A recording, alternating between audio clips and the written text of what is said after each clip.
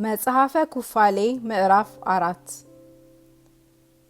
ከሁለተኛው ሱባኤ በስድስተኛው ቀን በእግዚአብሔር ቃል ታዘን እንስሳትን ሁሉና አራዊትን ሁሉ በዚህ ዓለም የሚመላለሰውን ፍጥረት ሁሉና አእዋፍን ሁሉ በውሃውም ውስጥ የሚመላለሰውን ፍጥረት ሁሉ በየወገናቸው በየመልካቸው ወደ አዳም አመጣን።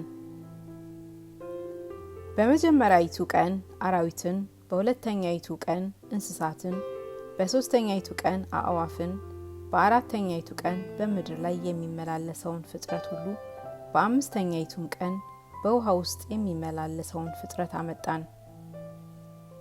አዳምም በየስማቸው ጠራቸው። ስማቸውም አዳም እንዳወጣላቸው እንደዚያው ሆነ። በእነዚህ በአምስቱ ቀኖች አዳም ይህን ሁሉ ፍጥረት በምድር ያለውንም ፍጥረት ሁሉ ሴትና ወንድ ሆነው ያይ ነበር። በምድር ያለውን ወገንንም ሁሉ ያይ ነበር። እርሱ ግን ብቻውን ነበረ። እንደ እርሱ ያለ ረዳትም ለእርሱ ያገኘው ማግኘት የለም። እግዚአብሔርም ለእኛ እንዲህ አለን፣ እንደ እርሱ ያለ ረዳትን እንፍጠርለት እንጂ አዳም ብቻውን ይሆን ዘንድ አግባብ አይደለም አለ። ፈጣሪያችን እግዚአብሔር በአዳም እንቅልፍን አመጣበት፣ እርሱም ተኛ። ከአጥንቶቹ መካከል አንድ አጥንት አንስቶ ሔዋንን ፈጠራት። የዚህችም የሔዋን መፈጠሯ ከአጥንቶች መካከል ነው። ስለ እርሷም ፋንታ ስጋን ሞላ፣ ሰው አደረጋት። አዳምም ከእንቅልፉ አነቃው። አዳምም በስድስተኛይቱ ቀን ከእንቅልፉ ነቅቶ በተነሳ ጊዜ ወደ እርሷ መጣት፣ አወቃትም። እርሱም ከእኔ ከባሏ ተገኝታለችና ይህች የአጥንቴ ፍላጭ የስጋዬ ቁራጭ ናት፣ ሚስት ትሁነኝ አለ። ስለዚህም ነገር ባልና ሚስት አንድ አካል ይሆናሉ። ስለዚህም ነገር ሰው እናትና አባቱን ትቶ ሚስቱን ይከተላል፣ ከእርሷም ጋር አንድ ይሆናል፣ ሁለቱም ሁሉ አንድ አካል ይሆናሉ። በመጀመሪያይቱ ሱባኤ አዳም ተፈጠረ። ሁለተኛይቱም ሱባኤ ሔዋንን ፈጥሮ አሳየው። ስለዚህም በአደፍነት ጊዜ ወንድ ልጅ 7 ቀን እንዲጠብቅ፣ ሴት ልጅም 2 ሱባኤ እንድትጠብቅ ሥርዓት ተሰራ። በተፈጠረባት ምድር ለአዳም 40 ቀን ከተፈጸመለት በኋላ ይገዛትም ይጠብቃትም ዘንድ ወደ ገነት አስገባው። ሚስቱንም በ80 ቀን አስገባት። ከዚህም በኋላ ኤዶም ወደምትባል ወደ ገነት ገባች። ስለዚህ ነገር ወንድ ልጅ ብትወልድ ቀድሞ አዳም 7 ቀን ቆይቶ እንደተፈጠረ 7 ቀን በአራስነቷ ትቆይ ዘንድ 33 ቀንም ንጹሕ በሚሻ ደሟ ትቆይ ዘንድ ወንድ ልጅ ለምትወልድ ሴት በጽላተ ሰማይ ሥርዓት ተጻፈ። ንዋየ ቅድሳቱን አትንካ፣ ለወንድ ልጅ የታዘዘውን ይህንን ቀን እስክትፈጽም ድረስ ወደ ቤተ መቅደስም እንዳትገባ ሥርዓት ተጻፈ። ሴት ልጅ ብትወልድ ቀድሞ ሔዋን 2 ሱባኤ ቆይታ እንደተፈጠረች 2 ሱባኤ በአራስነቷ ትቆይ፣ 36 ቀንም ንጹሕ በሚሻ ደሟ ትቆይ፣ ሁሉም 80 ቀን ይሆናሉ። እነዚህን 80 ቀኖች ከጨረሰች በኋላ ገነት ከዓለም ሁሉ የከበረች ናትና በውስጧም የበቀለው እንጨት ሁሉ የከበረ ነውና ወደ ገነት አገባናት። ስለዚህ ነገር ሴት ልጅና ወንድ ልጅ ለምትወልድ ሴት የእነዚህ ቀኖች ሥርዓት ተሰራ።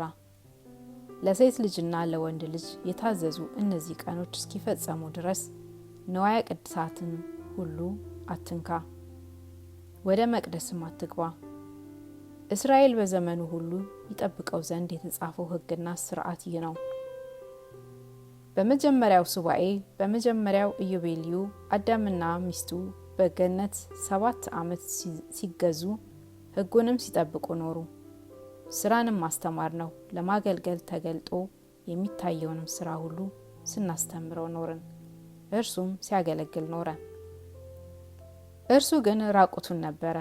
ራቁቱንም እንደሆነ አያውቅም ነበር፣ አያፍርም ነበር። ተክልንም ከአራዊትና ከወፎች ከእንስሳትም ይጠብቅ ነበር።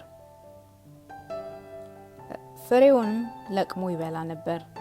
በልቶም የተረፈውን ለእርሱም ለሚስቱም ያኖር ነበር፣ የሚጠብቀውንም ያኖር ነበር።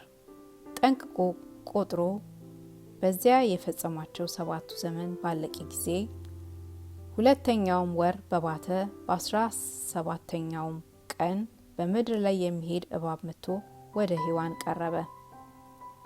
በምድር ላይ የሚሄድ እባብ ሔዋንን በገነት ካሉ እንጨቶች ፍሬ ሁሉ እግዚአብሔር ከእርሱ አትብሉ ብሎ ያዘዛችሁ ምንድነው አላት።